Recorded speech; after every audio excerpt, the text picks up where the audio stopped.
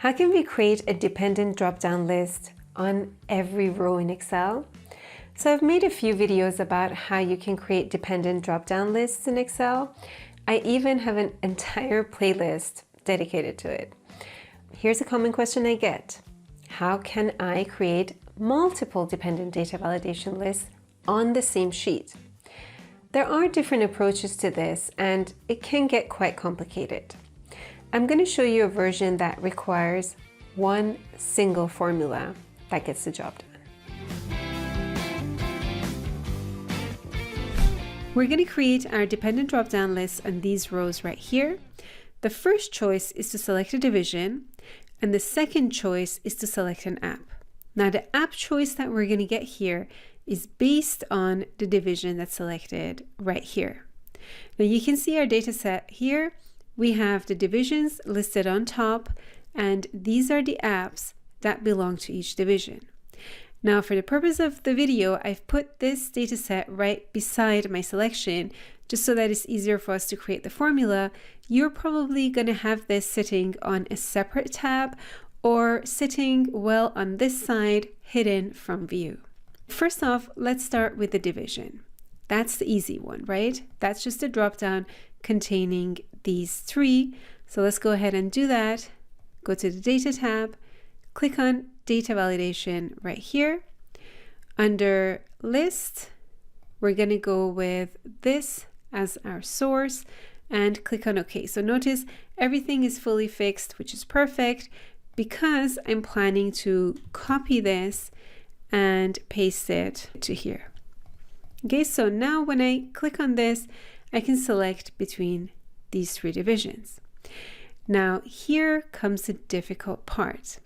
We need to create a dependent drop-down list that's based on this. So if the user selects utility, we want to give the user a choice of these apps. I'm going to do that using the offset formula.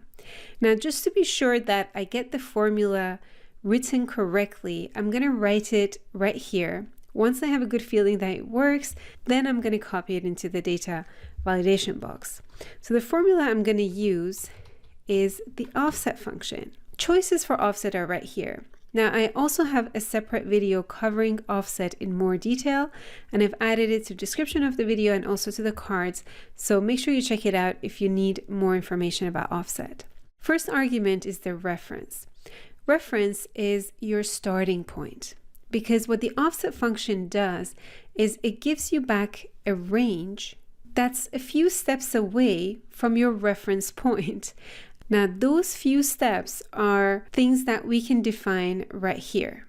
So it makes sense that our reference point is close to our data set.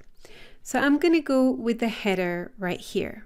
And since I'm planning to copy and paste this formula in data validation and apply it to many cells, I'm just going to make sure I do the fixing for it correctly. So this cell has to be fully fixed. Next one is the rows. So how many rows do I want to move down? Well, the apps actually start one below the reference point, so I want to move one down. Next is the column. How many columns do I want to move across? Well, that depends on what the division is, right? If the division is productivity, I don't want to move anything, I want to stay here. If it's utility, I want to move 2. To get that number, I'm going to use the match formula. First argument is the lookup value, where we're looking for this division right here.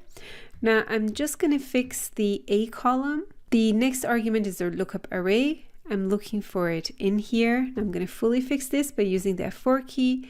And then I'm looking for an exact match, so a 0 here. If I just highlight this and press F9, if it's utility, I see a 3, right? Because it's the third position. So here's the thing, the match function starts to count from the first one. So the first one is a 1, a 2, a 3. Offset is a bit different. It starts to count from 0, 1, 2. So a 3 for offset would be outside the range here, which means that we have to make a correction to this and take away 1 from the result of the match function, because this will give us a 2, which tells offset move 1, 2. I'm just going to press Ctrl Z to go back. Okay, so until now, we know the right column. Now here's the tricky part, the height.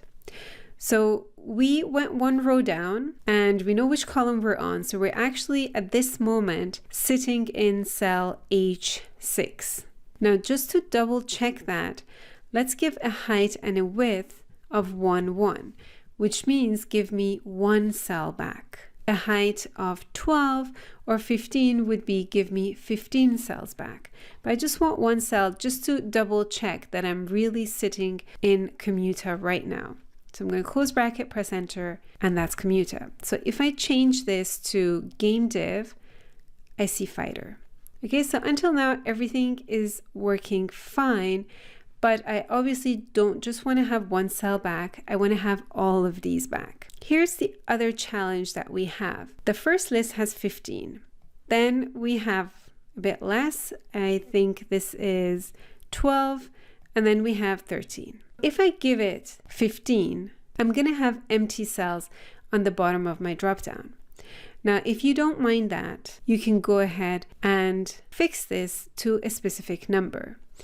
If you want it to be restricted, it's a bit tricky. So I'm going to show you both. Now, just to demonstrate, let's change this to 15. If I go into formula bar and I press F9, I can see all the apps listed here. The last two are showing as 0 because they're empty. I'm going to press Ctrl Z to go back. This means that my formula works so far. So what I'm going to do is copy this. I'm just going to press Escape to leave. And now I'm going to go to Data Validation, go to List, and paste my formula in there. And then click on OK. Now when I click on this drop down, I have commuta all the way to the end, but I see these empty ones as well. So let's just make sure this works until now. I change this to game. I go here and I see game apps, but I have these empty ones on the bottom right there. So now let's deal with those empty ones. Let's restrict the list that it's the correct size for each division. What this means for us is we need to get this part of the formula that we fixed to 15, we need to get that part dynamic. So let's find a formula that gives us a correct count of apps based on the division selection here. Once we've figured that out, we can replace that 15 with our formula. So I'm just going to test it out here. There is the formula, the count A formula, that's going to count the text values we have sitting in these cells. So what is this going to give me? 15.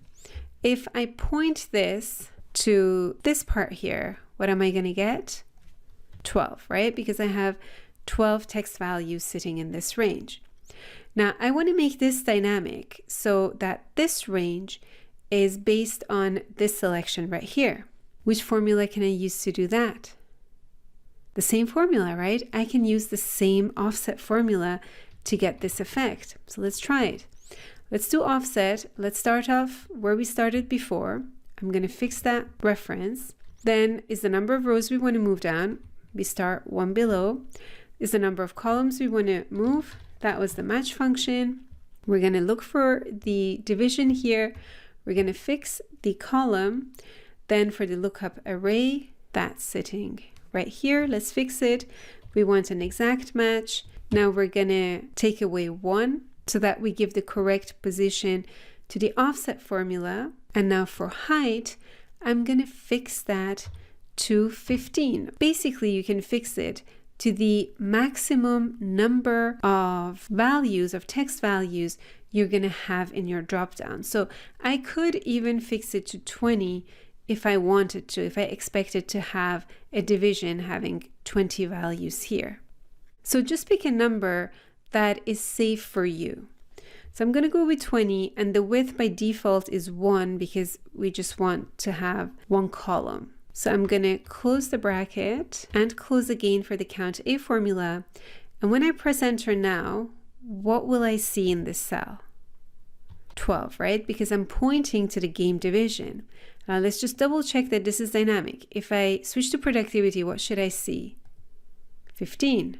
That works. And utility, I see 13, right? So now my count formula is dynamic. which is perfect.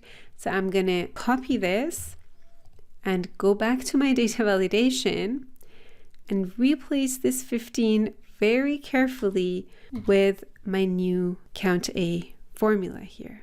And then click on OK. And now let's make sure that I don't get those empty cells on the bottom, and I don't. It stops on the last app here. This looks good so far.